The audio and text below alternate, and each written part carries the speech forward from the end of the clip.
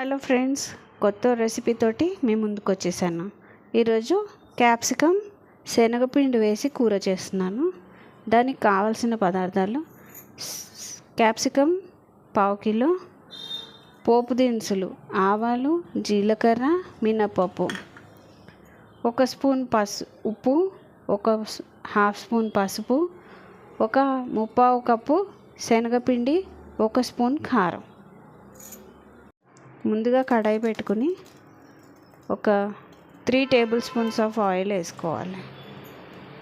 Oil heat అయిన తర్వాత పోపు దినుసులు వేసుకోవాలి.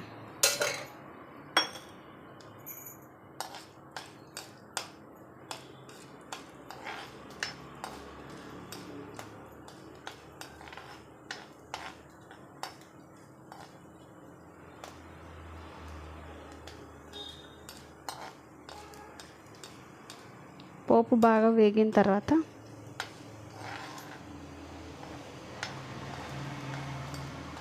క్యాప్సికమ్ ముక్కలు వేసుకోవాలి.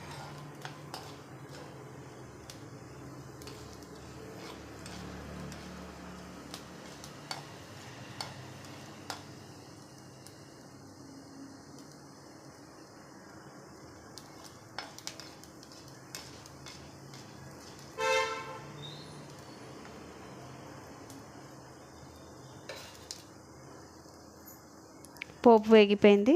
ఇప్పుడు క్యాప్సికమ్ ముక్కలు వేస్తాం.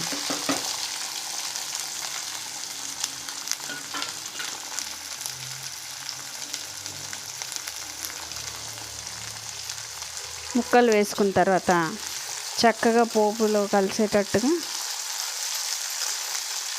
క్యాప్సికమ్ ముక్కల్ని బాగా కలుపుకొని మనం తీసుకున్న పసుపు, ఉప్పు వేసుకుని ఒకసారి కలుపుకొని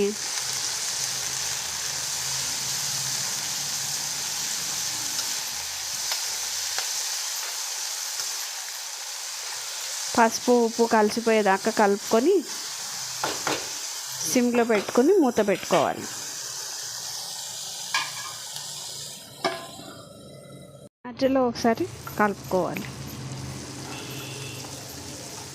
క్యాప్సికమ్ తొందరగా మగ్గిపోతుంది. ఇంకొక 5-10 మినిట్స్ అయిన తర్వాత మనం శనగపిండి వేసుకోవచ్చు. ఇప్పుడు క్యాప్సికమ్ బాగా ఉడికిపోయింది. మనం ఇప్పుడు ఏం చేయాలంటే శనగపిండి, కారం 2 కలిపి వేసుకోవాలి.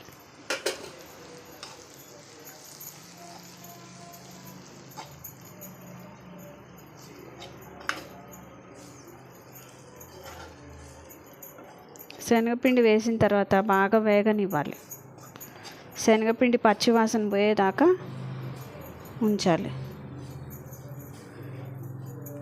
నిజంగా ఫ్రెండ్స్, చాలా టేస్టీగా ఉంటుంది కర్రీ.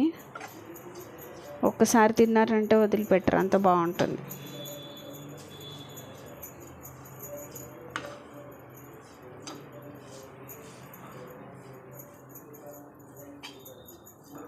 మీరు కూడా ఇంట్లో ట్రై చేయండి.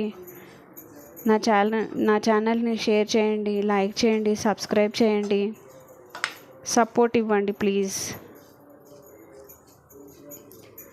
మీరు తప్పకుండా ఈ రెసిపీని మీరు ఇంట్లో ట్రై చేసి కామెంట్ సెక్షన్లో కామెంట్ చేయండి ఎలా ఉంది అన్నది. సూపర్ టేస్ట్ ఉంటుంది. సో ఇప్పుడు పచ్చివాసన పోయింది ఫ్రెండ్స్. దీన్ని తీసి డిష్ అవుట్ చేసుకోవటం. ఇంకా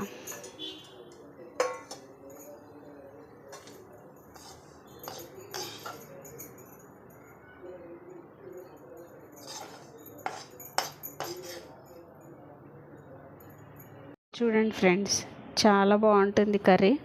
ఒకసారి ట్రై చేయండి. మళ్ళీ చెప్తున్నాను, please like, share and subscribe to my channel.